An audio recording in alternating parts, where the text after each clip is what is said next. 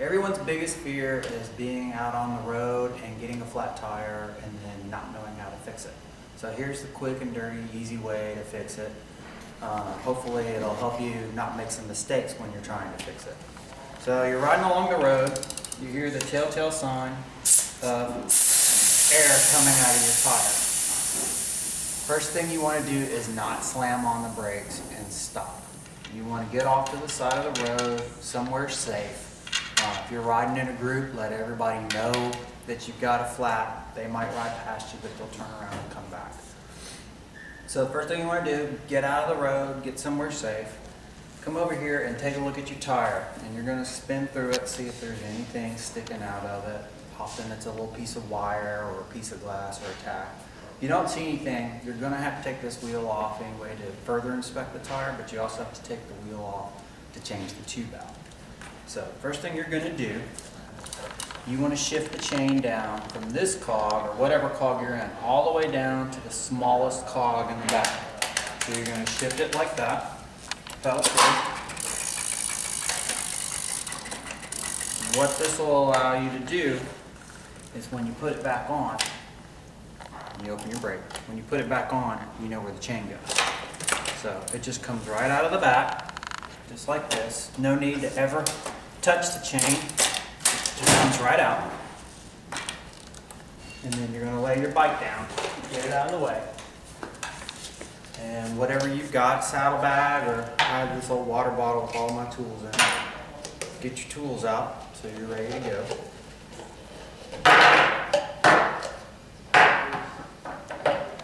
So I always check the tire, make sure that there's nothing sticking out of it, or if there is, I can pull it out.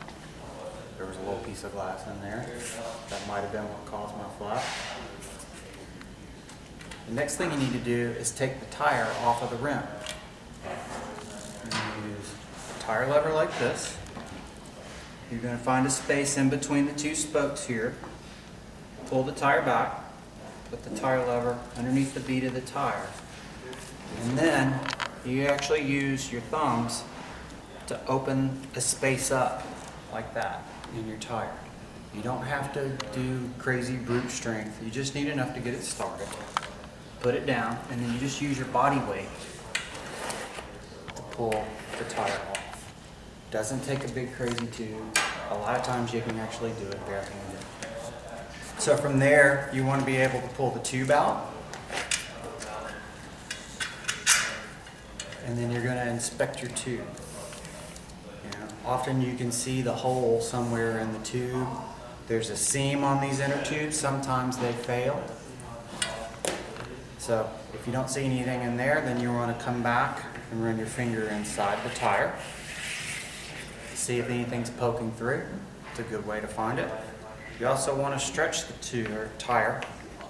See if the bead is separated from the tire itself. Often that's what happens, is this just fails and the tube sticks through. So if that's something that's happened, or you've cut a tire where it's a really big gash, you're going to need to patch it with a tire boot, a dollar bill, a power bar wrapper, something like that. Once you've figured out how your flats happen, then what you're going to need to do is put a new fresh tube in there. And to save time, they're always going to come wrapped up like this. To give them some shape to make them round, I always partially inflate it.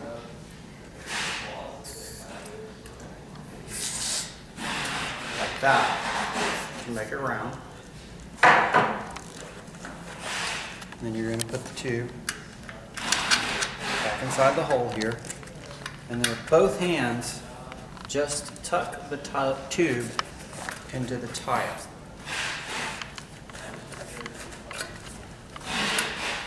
See how I've got extra? You just let the air out.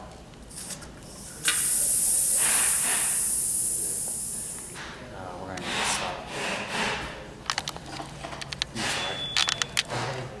side. Once I tuck the tube inside the tire, then I come back and tuck the tube inside the rim. And you want to use both hands going out like that. And then you want to tuck the tire inside the rim. And you want to be careful not to pinch the tube in between the tire and the rim. If you do it the way I just told you, you won't do that. But I always double check.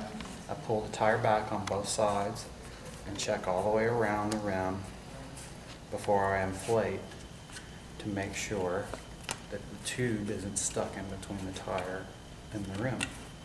The other thing you want to do is push the valve stem up into the tire and pull it down. A lot of times, because this is the tightest part of the rim, the tire won't be seated quite right there. So by pushing that up, pulling it down, that seats the tire into the rim. Then you'll either take your hand pump or your CO2 cartridge, put enough air in there to give the tire some shape, but not completely inflate it. And what you're doing is making sure that the tire is sitting in the rim properly so that you don't blow it off. And then you'll dump the rest of the CO2 cartridge into the tire, or finish pumping it up with your hand pump. And now you're ready to put it in the bike. So we shifted the chain all the way down to this smallest cog here. We're going to put it back on that smallest cog. And there's actually a little ramp back here that you can put your fingers on, so you don't ever have to touch the chain. And so all you're going to do is place the chain on there like that, and then it just goes right into the back. Just like that. Close it up, close your brake, you're ready to go.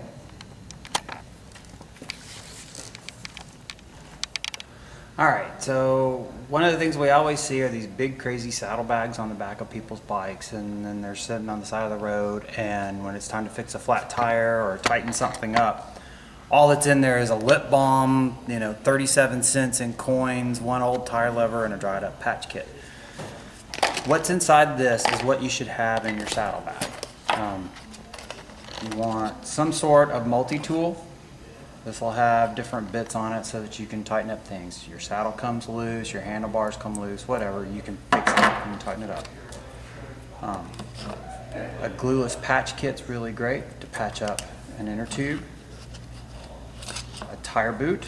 This will actually, if you've got a big cut in your tire or the sidewall gets separated from the bead, this is self-adhesive and then it's Mylar, so it'll actually seal that up and you can ride another 100 miles or more on one of those. I like to carry CO2 cartridges. I always carry 2. You'll need the inflator to go with it. And then you either need 1 or 2 tubes. And I always roll mine up with electrical tape. It makes them about half the size that they would normally be when they come out of the box. Plus, the electrical tape protects the tube from the tools when they're rubbing inside the saddlebag so they don't get a hole in them. And you have tape if you need it to hold that patch in place or this patch in place. So that's all you really have to know.